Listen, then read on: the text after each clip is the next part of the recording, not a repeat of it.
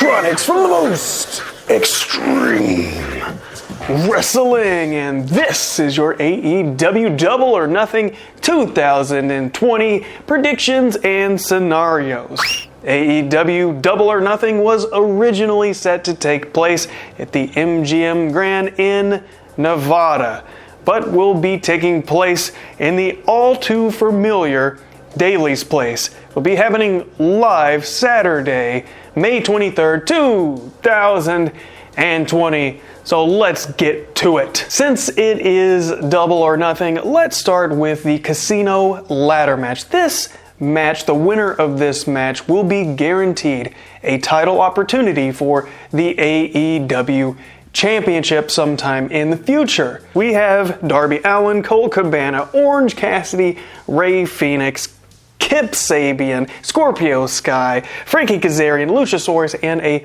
to-be-announced opponent.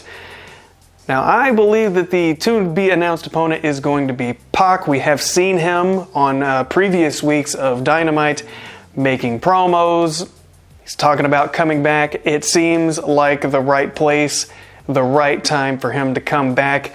So I do see him coming into this match, and I do see him winning. There have been some speculation. There's been a lot of people released from WWE. Maybe AEW will be bringing someone in as a surprise. Maybe Zack Ryder. However, I don't find this to be too likely. I think you would save that for when you have the fans there, so you could have a big fan reaction. To see someone shockingly debut at a pay-per-view seems a little bit hollow when you don't have the big just thunder from the crowd welcoming them into the AEW arena there. So here in this match, I expect Pac to win. Darby Allin, hey, one day he's going to be AEW champion. He's got a great look. People love him. He's got the personality. He's a very creative guy. He stands out. He's somebody you can pick out of a lineup and be like, oh yeah, that's Darby Allin. That's the wrestler guy. But I don't think that's going to be here tonight. It seems a little soon. And I mean, people like Orange Cassidy and Frankie Kazarian, no matter how good of wrestlers or how popular they may be at this time, an AEW championship match, it just, no, I don't see that happening right here, right now. But what I do see is Pac. So I'm calling for Pac right here. Next up, we have MJF versus Jungle Boy. Now, MJF, he has recovered from his shaving injuries, from his hangnails. He's been showing himself on a throne, showing what a prick he is, and how high class he sees himself. I mean, he's even got that ring that he won. He's spent weeks being a jerk in front of a green screen, but at Double or Nothing, with Wardlow in his side, I do expect MJF to come away with the victory. I know MJF, he's attacked Marco Stunt. He's been a bully to Jungle Boy, to Marco Stunt, to basically everybody he can get his hands on. And I don't see his reign of destruction really stopping here. Jungle Boy is another guy who one day is going to be a big deal, but for now, yeah, MJF is better than you, and you know it. Dustin Rhodes versus Shawn Spears with Tully Blanchard. Now, Shawn Spears has spent the last week or so talking about Dustin Rhodes and how he's old and he's retired and he just needs to get out of the way. Well, now we have this match, and Shawn Spears here at Double or Nothing is saying that he is going to essentially retire him for good. Now, Dustin Rhodes, he's been wrestling for 4 decades.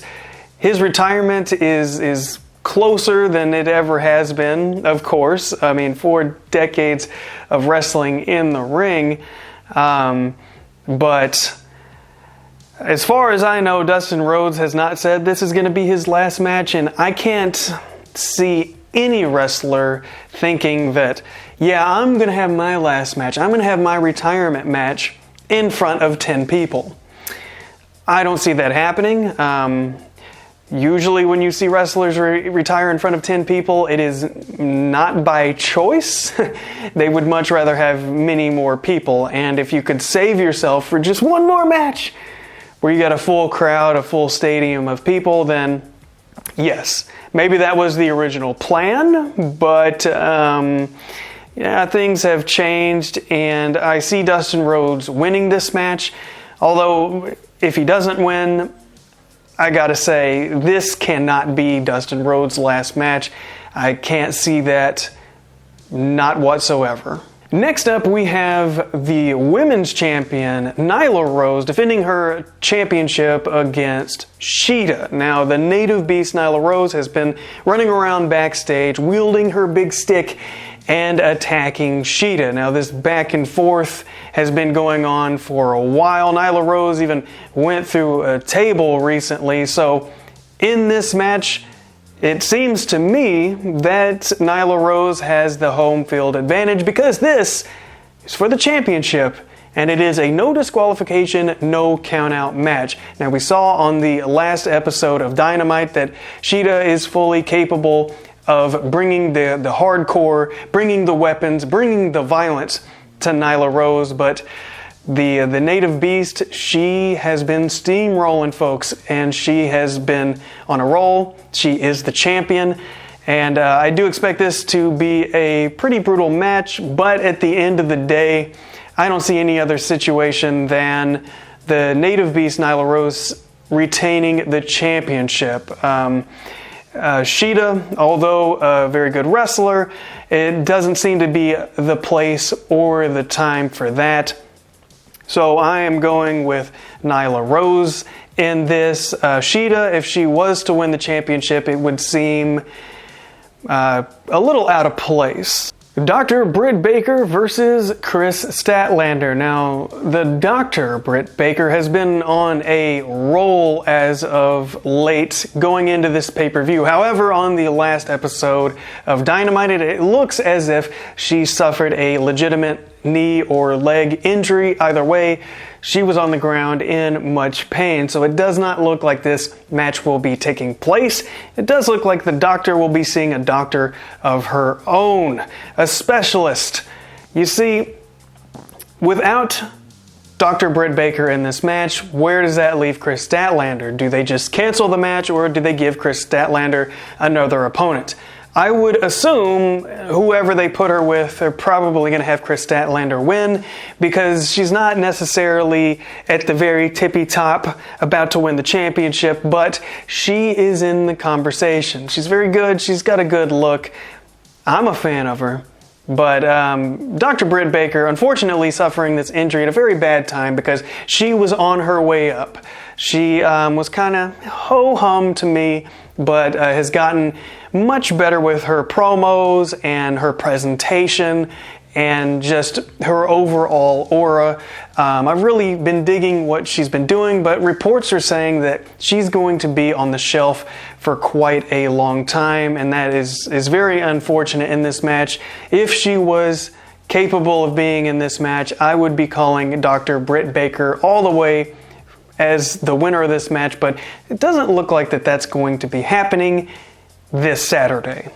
Now let's go to the finals of the TNT Championship. We're going to finally find out who's the champion. We're going to finally officially get a good look at that brand new championship. And it will be presented by none other than Mike Tyson. Now we have Cody Rhodes. He has Brandy, Lucky Dog, on his side. He also has Arn Anderson on his side, taking on Lance Archer, who has that snaky individual Jake Roberts on his side. So there's a lot of elements in place here. Of course, Mike Tyson, what is he going to do? What's Brandy going to do? What's Arn Anderson going to do? Jake Roberts, there's a lot going on here. I think the obvious answer as to who's going to win this match is going to be Cody Rhodes because, look, Cody Rhodes, he's a great talker. If he was holding the TNT Championship, he would be a great advocate to be like, hey, this is TNT, this is what we're about, we're AEW, we're on here, he would literally be holding the flag, holding this championship for TNT. And you can do a lot with that as far as marketing, as far as getting retweets on social media from the network people, getting on different interviews with TNT shows, because you have this belt that you can hold high. However, I don't see that actually happening here in this match. I really just don't think they're going to give it to Cody.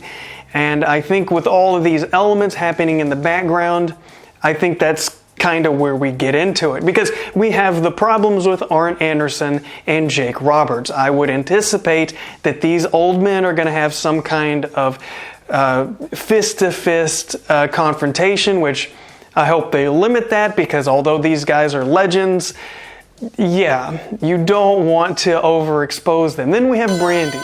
I really think that Brandy is going to end up being some sort of issue that causes Cody to lose. Now, I'm not talking about a roll-up distraction, but something happening to Brandy that just really throws him off of his game, where he's emotionally impacted and causes him to lose the match. I do expect there to be some cheating involved, some ridiculousness going on.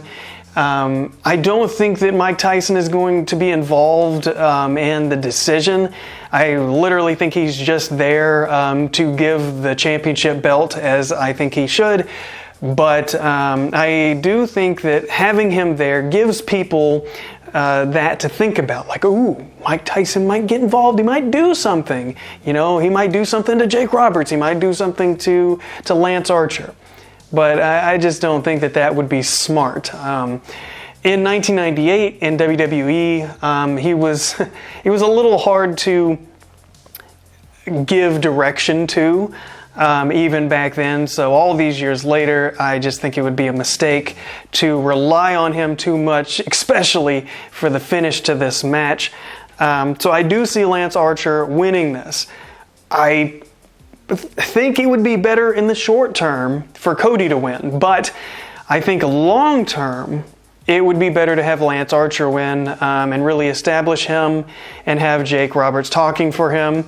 And then, hey, once they get back on television with a full crowd and they start really rocking and rolling, yeah, I definitely would put it on Cody. But I think with the old school way that AEW works, especially with Cody and his storylines, they're just going to really, really, really make you wait for it.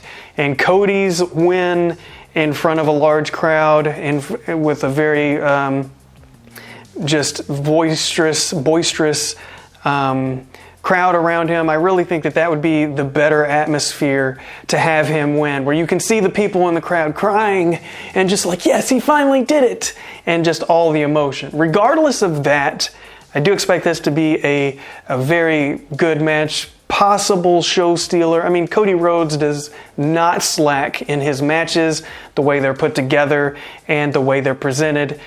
This is definitely going to be a great match, but I'm calling for Lance Archer to win this and become the very first ever TNT champion. Let's hit some tag team action. We have Private Party versus Best Friends. Now, this is for the #1 contendership for the tag team titles. Now, the actual tag team champions haven't really been defending their title or wrestling together. That would be Kenny Omega and Hangman Page, for various reasons, but here we're going to find out who's going to become the #1 contender for those championships.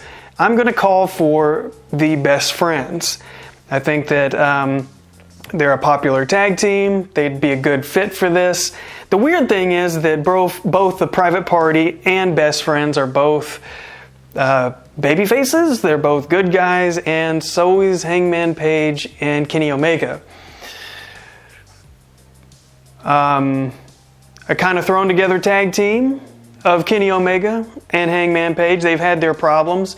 Those problems have been put on pause because of the distancing that's been going on, and not just the distancing of having Hangman Page at home. So we've been expecting Hangman Page to really, really go after Kenny Omega at some point. I think that's going to happen.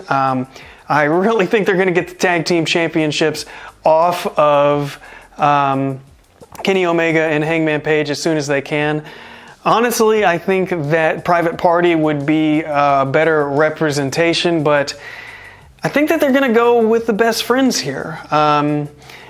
Only because we've seen the Best Friends on television a lot recently, and we've seen almost nothing of Private Party.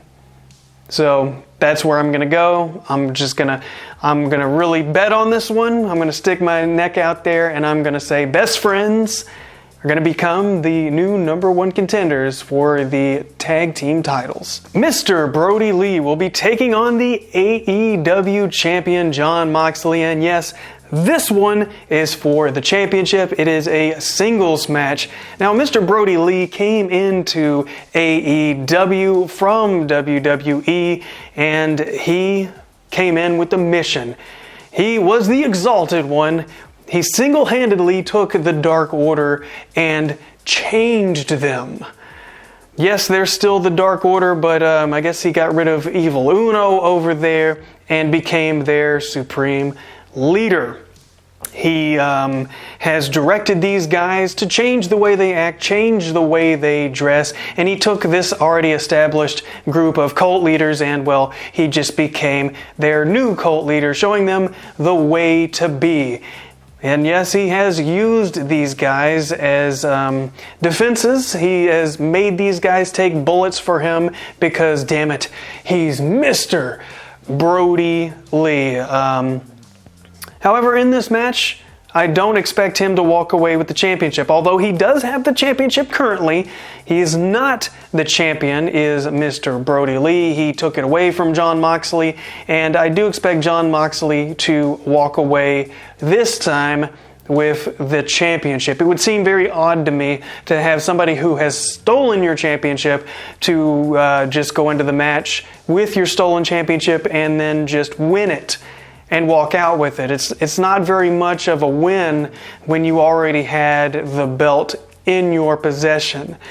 But this is not the end for Mr. Brodie Lee. He has a bright future in his dark corner of the Dark Order here in AEW. This one should be a good match. Both of these guys came from WWE, so they've been around each other, and I expect them to put on a top-notch performance. This is really Mr. Brodie Lee's chance to really show what he can do. You know, he felt oppressed where he used to be. He wasn't allowed to really rise to the occasion. And look at him. Now he's going to be challenging for the AEW Championship. It's make or break time for him.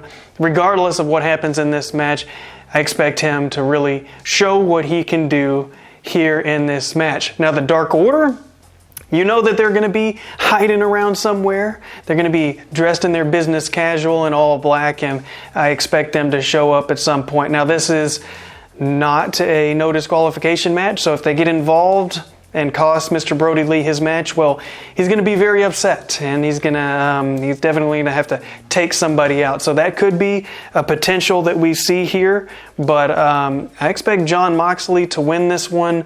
It would seem a little soon for Mr. Brodie Lee to become the new AEW champion, and what is he just going to have, a rematch? It just doesn't seem like the right time to change the titles here. So I'm saying that Jon Moxley keeps the belt, and Mr. Brodie Lee has got a long future ahead of him here in AEW, and that championship, although it's technically in his hands, won't be far from his grasp in the future. And let's finish this with a good old Stadium Stampede. In this match, we have Matt Hardy and the Elite. That would be Adam Page, Kenny Omega, Matt Jackson, Nick Jackson, taking on the Inner Circle. Chris Jericho, Jake Hager, Sammy Guevara, Santana, and Ortiz. In the Stampede match. I'm running my words together, and we're going to see a lot of weapons getting rammed into people's faces. Chris Jericho's been wielding that bat, although they're going to be in a football arena. This is going to have a very 80s feel to it, with the ring in the center of a football field, with all the stands, many of them empty, around these competitors. These guys are going to fight all over the place. We know this. There's going to be a lot of mayhem. I really do expect this to be the last match of the night, based on what we've seen on Dynamite, with these segments ending the show and the mayhem that ensues. I honestly think it would be a mistake to do it any other way. I understand the AEW Championship is a big deal, as big as this match is, and the way that they've been presenting it as this big brawl, this big outright thing, that this is where it's going to be. Regardless, we're going to see people flying, people going through tables, people falling off of stuff, and just going absolutely crazy out there. Now, without people to worry about, you can do a lot of things in the stands that you couldn't have done. So I do see them taking advantage of these opportunities here in this match, with the Vanguard 1 getting destroyed, all the issues that has taken place between these two factions. Really, you would think that the Elite would win this match, and they'd come away with the victory as a happy way to end this one. But something makes me think that's not going to happen. For some reason, I think that the Inner Circle might actually pull this one off. But we do see Hangman Page returning. But I don't know. I'm really torn on this one. I can see it going both ways. I think the most classic thing to do is to have the good guys in the night standing tall, especially with somebody returning. But I don't know. I kind of have a feeling. So I'm really torn on this one. If I really had to put my money down, if it was my money and I had to put it down, yeah, I'm going to go with the Elite. Although I just have a feeling that the Inner Circle. So I'm going to place my bets. I know it's double or nothing, so let me go all in on this Joker. And I'm going to say, yeah, let's just say that the Elite's going to win this one. But I would not be surprised. Let me say that. I would not be surprised if the Inner Circle comes away. There's going to be much mayhem, much craziness. It is double or nothing. And guess what? It is this freaking Saturday, and it's going to be $50 freaking dollars. And I want to support AEW, so I guess I will be dropping that money down. So this show better be good. But if it is, or if it isn't, I'm definitely going to let you know, because I will be reviewing Double or Nothing 2020, and yeah, you're going to be seeing me there.